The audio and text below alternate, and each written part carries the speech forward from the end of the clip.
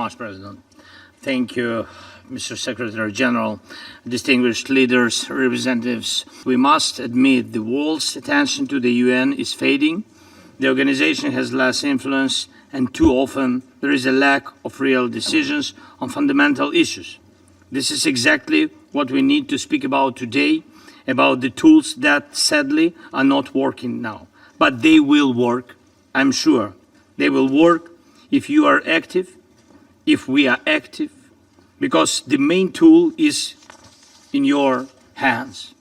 Today, there will be a clear call for peace in this Council. And here is one of the main distortions of our time. Whom must we call to peace, and on whom must we press to achieve it? One of the permanent members of this Council is doing everything to prolong the largest war in Europe since World War II. Russia does this with impunity, using its veto power, buying influence, and keeping peace on hold. The Russian representative is here, but of course not the one who makes the real decisions. That man fears to sit face to face with Ukraine and the world and openly admit he wants only war. Instead, Putin sends delegates who cannot and don't want to stop the bloodshed. And when he appears abroad, in Beijing or somewhere else, it's only to buy more time for killing, pretending he seeks diplomacy. Putin only cares about using every meeting, every chance to keep the war going. Each day Russia kills our people, destroys our cities, and leaves no sign it will ever return to the principles of the UN Charter. China is also represented here, a powerful nation on which Russia now depends completely. If China truly wanted this war to stop, it could compel Moscow to end the invasion. Without China, Putin's Russia is nothing. Yet too often, China stays silent and distant instead of active for peace.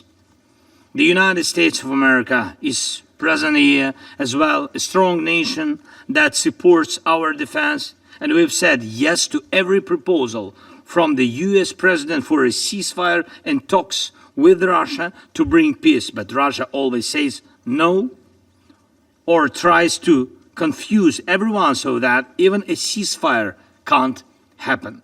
And I met with President Trump just now, and we spoke about how to finally bring peace, and we discussed a few good ideas, and I hope they will work. And I'm grateful for this meeting, and we expect America's actions to push Russia toward peace. Moscow fears America and always pays attention to it. The United Kingdom is here, a permanent member of the Security Council. France is here, also a permanent member. Both nations support us, support our people, our independence. Both promote diplomacy, and both are parties to a document that was supposed to be a positive milestone, together with the other permanent members of the UN Security Council. But instead, it became a warning to the world. The Budapest Memorandum, meant to guarantee Ukraine's security in exchange for giving up nuclear weapons, failed. It proved that international promises can turn into blabbering. That is why today, with Britain, with France, and already with more than 30 nations in our coalition of willings, we are building a new security architecture. We count on the United States of America as a backstop. Real security guarantees must become the line Russia cannot cross again. Here is one example of how strength can stop war. If we could strengthen our skills with a joint system to shut down skies with a short system to shut down Russian missiles and drones, it would force Russia to stop its attack from the sky, because everything could be shut down, and so Putin would be forced to sit here or in another respectable venue and look for a truce on the ground. If there is no war in the sky, Russia can't keep fighting on the ground. I have talked about this with President Trump and with other leaders. Why do I say this now and here? Because you, the United States, China, Britain, France, the permanent members of the Security Council, represent the world's essential power, the power that must act when international law alone cannot. And no, not Russia. With this war, Russia has discredited itself, even for those who do not yet criticize Putin openly. They still feel that Russia's presence brings no good. Excellencies, behind every international institution, there must be real strength to enforce decisions. This is true for the Security Council and for the UN as a whole. If you stand together for ending this war, even Russia will have to obey.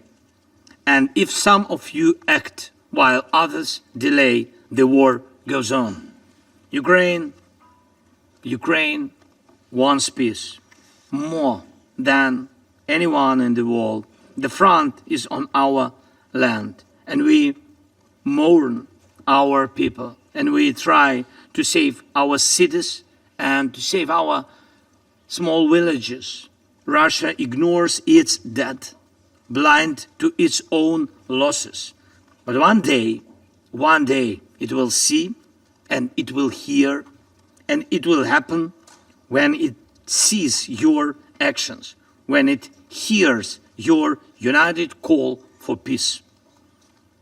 That is my appeal to you today. Be the force that act together, please, united lest to stop Russia's war. And we know how to guarantee security. What we need now is a strong push to force Russia toward peace. Thank you. Slava Ukraini.